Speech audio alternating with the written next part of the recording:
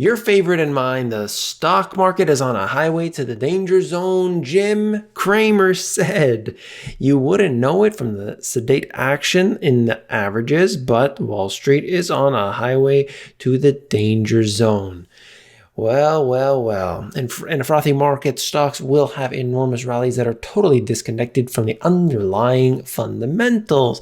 I'm not saying sell everything. I'm simply begging you to exercise some discipline and sell something because nobody ever got hurt taking a profit. That's right. Jim Cramer said sell something. I can't believe I'm reading it, but here it is. This is apparently real. I'm not reading you a joke, but Viant, the ad tech company that bought MySpace, sees shares surge 90% in IPO. Now, of course, MySpace is not the only thing that they have, but I just thought it was funny reading the word MySpace. I'm like, this is still around? Well, apparently that's the company who had bought them back in, I think it was 2011, and they're just they do an IPO, of course it's going to go up. IPOs, SPACs, these are fantastic for making money. Out of Bloomberg, hedge fund titans. The top 15 earning managers collectively made $23 billion in 2020. And this just gives you an idea if you want to check it out to look through. You got Ken Griffin in here, the guy who keeps buying real estate that's worth hundreds of millions of dollars each time he does it. I don't know how he's able to, but anyway. Steve Cohen is in here. Bill Ackman. I flip-flop constantly. Bill Ackman. Who else do we got here? The guy from Melvin is in here. Anyway, those are the totals. You can flip through, see the hedge funds, what they've done. I think it breaks it down by company as well. If you're interested to take a look, hedge funds have actually done very well throughout 2020 as they went to a risk-on model and they dropped any concern whatsoever that they had back from 2018 into 2019.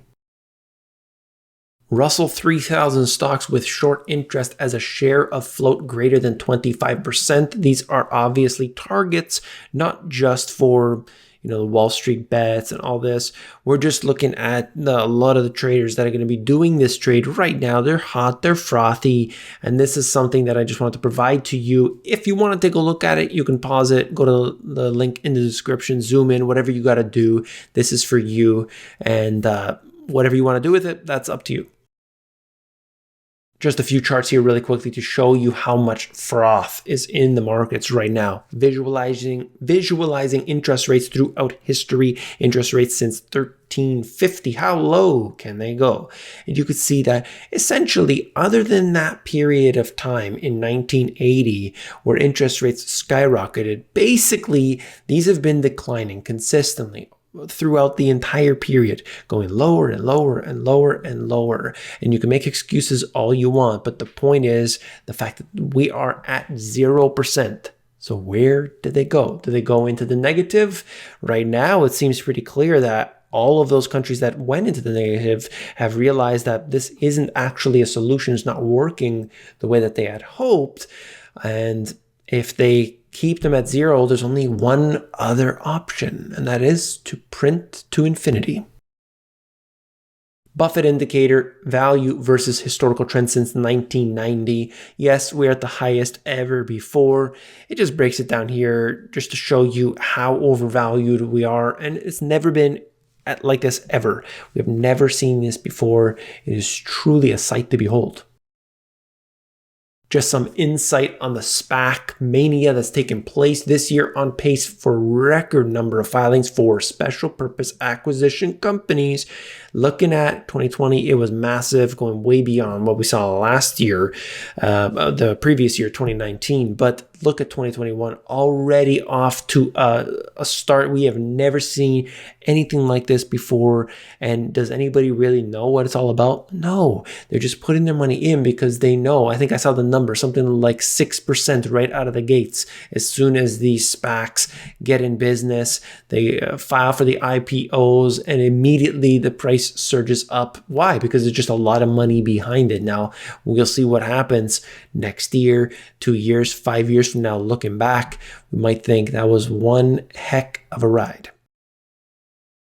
I wanted to finish off with this. Yellen eyes innovation to battle misuse of cryptos, narrow the digital gaps. I thought it was hilarious because if you noted a few years ago, the US government published a paper. I don't remember which department or what have you, but they actually were so oblivious. I remember doing a video about it. They were so oblivious to what this was. They didn't even know what digital currencies were and so on. They said when you come in to the country, you have to declare your digital currencies. It's so shocking to see the people that are creating the laws that have no idea what they're talking about. It's so unbelievable. I don't even know the words to use to describe this. What are they going to do? They can't do anything. They could talk about it. They could threaten, but they can't do anything. They don't even understand what they're looking at. They really don't. And that is very frightening when you see. And no wonder, absolutely no wonder, during the financial crisis, when it was supposedly over, they asked the people who created the problems in the first place for help to write the new laws. This is what you have when it's not a real government that's there to protect the people, but instead is simply there to take from the people. Tesla market cap is now equal to that of the entire S&P 500 oil sector. That tells you something that is, in my opinion, completely wacky. Everything is turned upside down. Doesn't necessarily mean the valuation of this company, what you think about oil and all this. No. What we're seeing here is that millions of people are falling into poverty. The unemployment rate is not true. The statistics are truly really blocking you from knowing what's going on because, hey, everything seems okay. Maybe the problem is just with me. Maybe I'm just unemployed and maybe a few other people, but it can't be, an actual underlying issue with the system, could it? No. We'll just shield all of the information. And then on the other end, we're seeing these stocks that are performing so incredibly because a bunch of people are just awash with money. They're just liquid right now. And there's more and more money that will be flowing in the near future. Let's see what happens. Deficit projected at $2.3 trillion for 2021, not counting the additional stimulus. That's according to the CBO.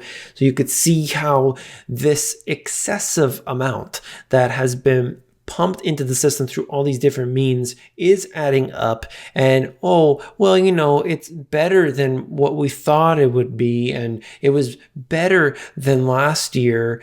It's ridiculous when they say this. Well, we're on the road to recovery. Absolutely not, at least not right now at this point in early 2021. This is the chart that corresponds to that. You could see the spike up. The last time we saw a spike up like this was back during the financial crisis. It just shows you that federal spending sets a record through January. The deficits are up. The debt is up. The problems with all forms of these factors here are going to increase, whether that is, in a worse scenario for people, for governments, for corporations. Everything is getting worse. I like to think about the deficits, sort of from both angles. Is it going up or is it actually going down as in it's worsening? But either way you want to look at it, that's what we're dealing with right now. Many different news companies here are suffering losses. We know that Bloomberg happens to be one of them. I just wanted to bring this up to you simply because we're seeing this time and time again where different industries have been affected. It's not just retail. It's not just, restaurants and so on. It could be anything. Bank of New York Mellon, the nation's oldest bank, is making the leap into the market for cryptos. The custody bank said Thursday it will hold, transfer, and issue Bitcoin and other cryptos on behalf of its asset management clients. To me, this is a big move.